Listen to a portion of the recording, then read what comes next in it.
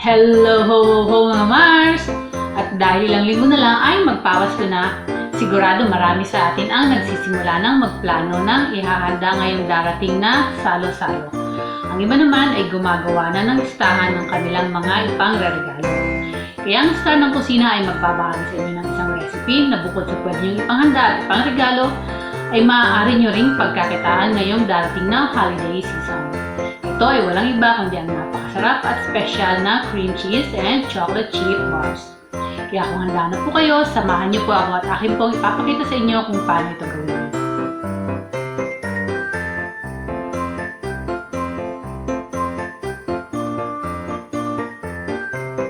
Para sa ingredients, kailangan natin ng mga sumusunod.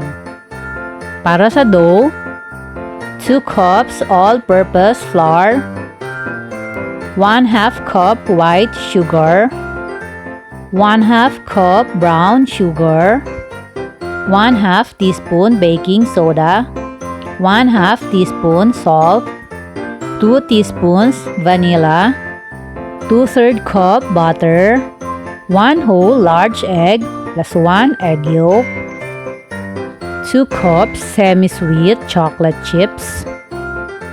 Para naman sa filling, 1 bar cream cheese, 1 large egg, 1/2 cup white sugar, 2 teaspoons vanilla.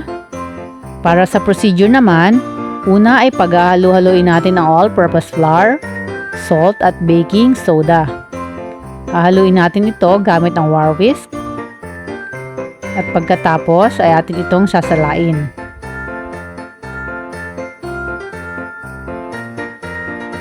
Importanteng sinasala natin ang ingredients para nang sa ganon ay walang mahalong buo-buo sa ating mixture. Gaya ng baking soda na madalas ay nagkakaroon ng buo-buo.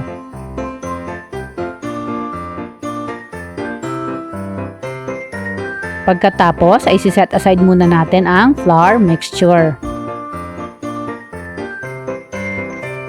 Next, sa isang bowl ay lalagay natin ang butter. Kailangan ang butter na gagamitin natin ay room temperature. Ngayon naman ay dadagdag natin ang puti at ang brown na asukal.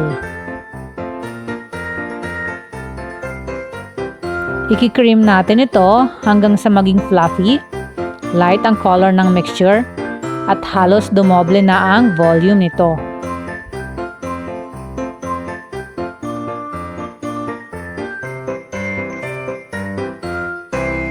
Ang creaming ay importanteng process kung saan tayo ay nagka-create ng air pockets at ang air pockets na ito ay natatrap sa fats at ito'y mag-expand during the baking process pag ito'y nainitan na siyang nagiging dahilan kung bakit nagiging soft and fluffy ang ating mga baked goods.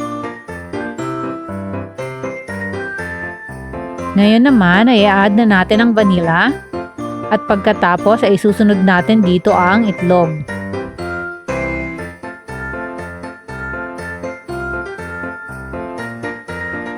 Add your eggs one at a time.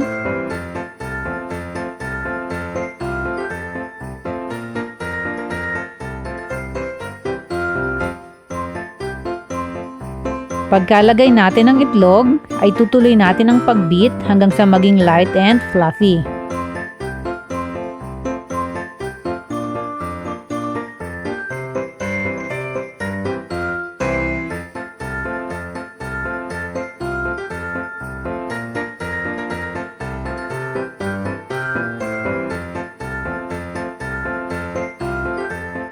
Ngayon naman ay dadagdag natin ang flour mixture. Hahatiin muna natin ito sa dalawa.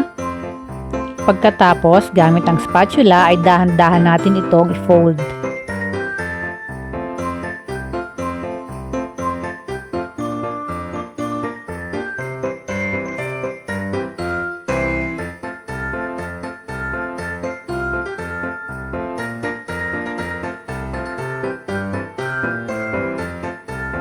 Idadagdag na natin ang natitirang flour mixture. Pagkatapos ay pagpapatuloy natin ang pag-fold ng dough.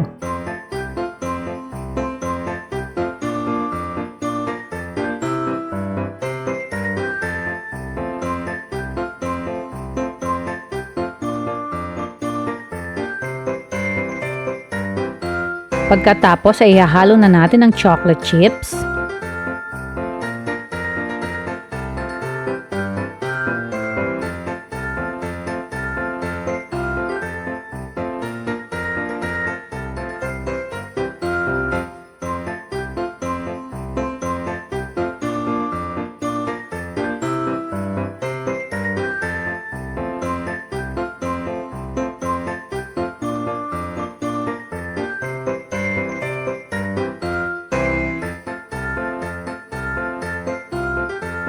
Hahaluin natin ito hanggang sa wala tayo nakikitang puti-puti.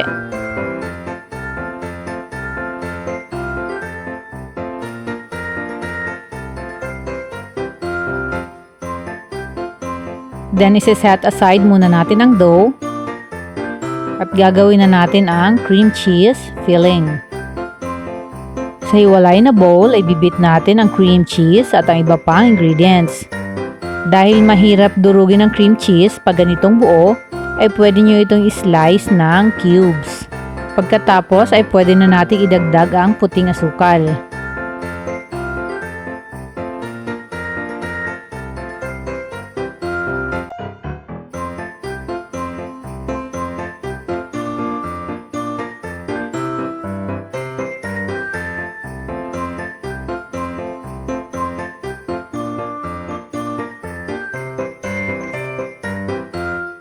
Ngayon naman ay idadagdag na natin ang itlog at vanilla at imimix natin ito hanggang sa maging smooth na ang cream cheese filling.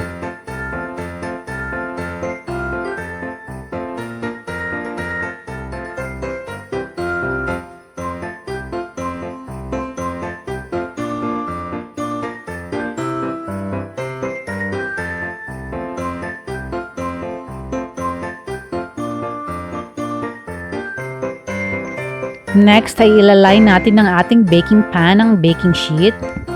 Ang gamit kong baking pan dito ay 7 by 11, pero pwede kayong gumamit ng mas malaki pa.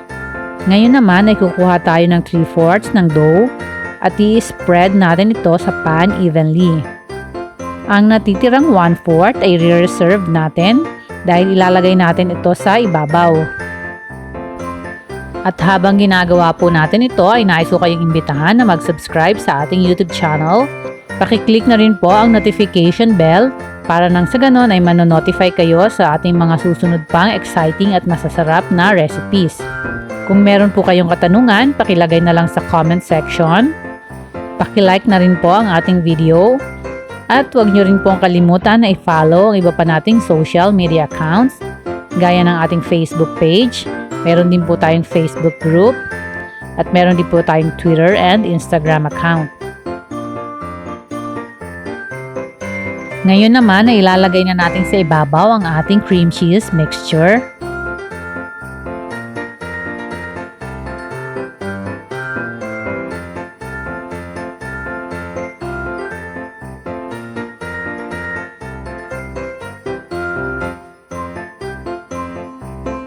Gamit ang spatula ay i-spread natin ito ng pantay-pantay sa ibabaw.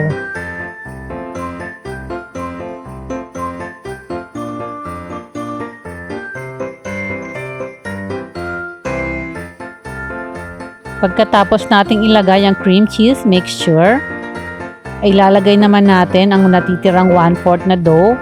I-spread lang natin ito sa ibabaw na parang mga island.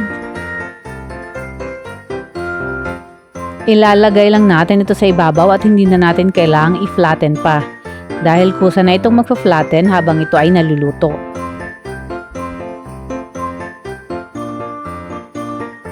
Ngayon ay ready na tayong mag-bake. Convection oven ang gamit ko at i-bake ito sa 325 degrees. Kung conventional oven naman ang gamit nyo ay pwede nyo itong i-bake sa 350 degrees sa loob ng 45 minutes. Kailangan habang kayo ay naghahalo ng ingredients, ay pinipreheat nyo na rin ang oven. Ito na ang ating cream cheese and chocolate chip bar pagkatapos ng 45 minutes. Papalamigin muna natin ito. Pagkatapos ay ilalagay natin sa ref ng mga 4 hours o kaya naman overnight.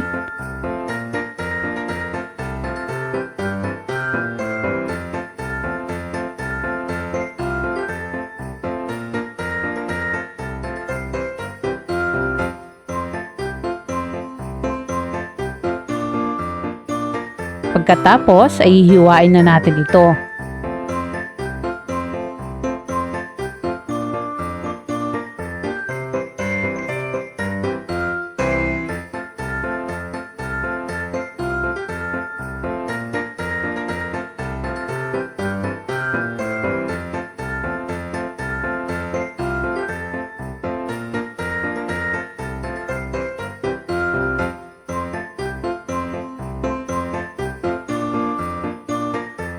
Kung nahihirapan po kayong gumamit ng metal knife, ay pwede kayong gumamit ng manipis na plastic knife, kagaya ng knife na ginagamit sa Jollibee. At para mas maganda at presentable, ibebenta man natin o pangreregalo, ay ilalagay natin ito sa isang box at lalagyan natin ng ribbon. Gagamit din tayo ng cupcake liner. Dito natin ipapatong ang bar bago natin ilagay sa box.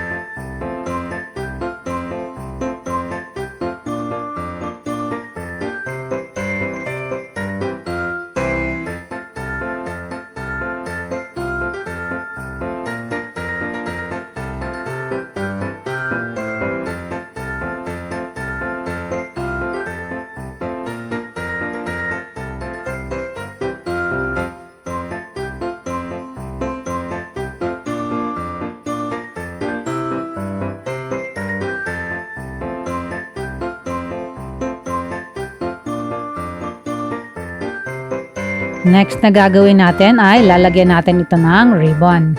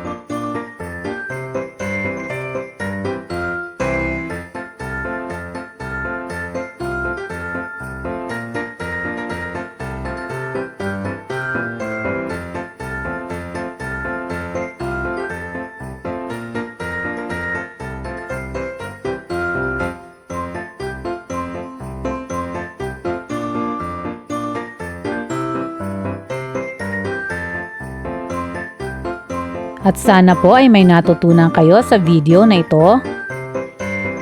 At kung hindi pa po kayo nakasubscribe, ay inaanyayahan ko po kayong muli na mag-subscribe sa ating channel. At pakishare na rin po ang video na ito sa inyong mga kaibigan upang mas marami pa po tayong matulungan. Maraming salamat po sa panunood at abangan nyo po ang susunod pa nating video. Merry Christmas guys! Bye-bye!